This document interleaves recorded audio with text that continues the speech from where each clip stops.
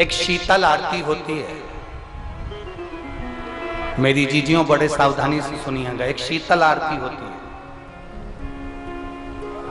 कभी अगर तुम्हारे जीवन में अगर कभी तुमको ऐसा लगे कि रोग बड़ा भारी हो चुका है और बहुत भारी रोग मुझे घेरता जा रहा है, या डॉक्टर को दिखाने जा रहे हो और तुम्हें ऐसा लग रहा है कि डॉक्टर कोई बड़ी बीमारी बताएगा, तो उस समय पर शीतल आरती का प्रयोग करें।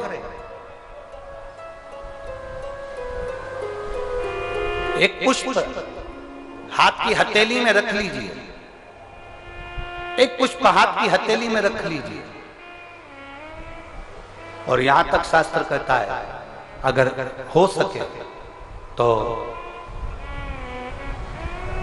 आंकड़े का अगर पुष्प मिल जाए, तुम्हारे यहाँ क्या बोलते हैं उसको, मंदार का फूल, आंकड़े का फूल, अकौए का फूल, जो शंकर भगवान पे चढ़ता है, छोटा सा होता है, घुंघरू जैसा होता है वो, उसको तुम्हारे यहाँ क्या बोलते हैं हरियाणा में? आंख का ही पुष्प बोलते हैं। आंख का पुष्प मिल जाए तो ज्यादा अच्छा है। अब उसमें चाहे सफेद हो, चाहे नीला हो, चाहे गुलाबी हो, जैसा भी हो, हाथ में रखने के बाद हाथ में एक लोटा जल, भगवान शंकर के शिवालय में जब आप प्रवेश करें और प्रवेश करते समय भगवान के सम्मुख में, जब भगवान शंकर के साक्षी में जब पहुंचे, आपके सामने पूजन में कोई भी सामग्री नहीं है, आपके पास में न दिया है, न बाती है, न गर्भवती है, न चंदन है, न कपूर है, न कोई सामग्री है, केवल एक आंख का पुष्प और एक लोटा जल आपके पास में है। शिवालय में पहुंचकर शीतल आरती का प्रयोग करो।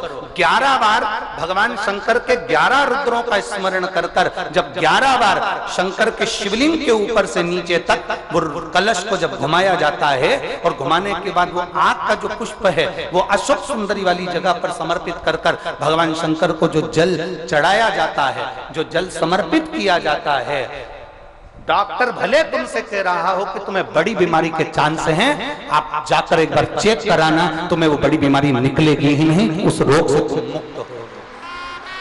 इसको शीतल आरती का प्रयोग किया गया। ये शीतल आरती,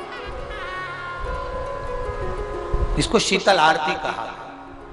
शिव की प्राप्ति का, एक रोग से मुक्त होने का।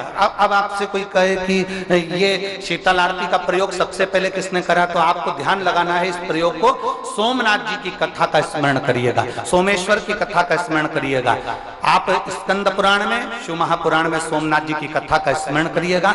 चंद्रदेव को काया का रोग हो गया, रोग इतना भारी था, चंद्र समझ नहीं पा रहे थे मैं करूं क्या। जब देव ऋषि नारद के पास पहुंच गए, नारद जी ने कहा एक पार्थिव शिवलिंग का निर्माण करो, बालू के शिवलिंग का निर्माण करो, और समुद्र का ही जल भगवान शंकर को उनके आनंद से आरती कर कर उनको चढ़ाने का प्रयास करो।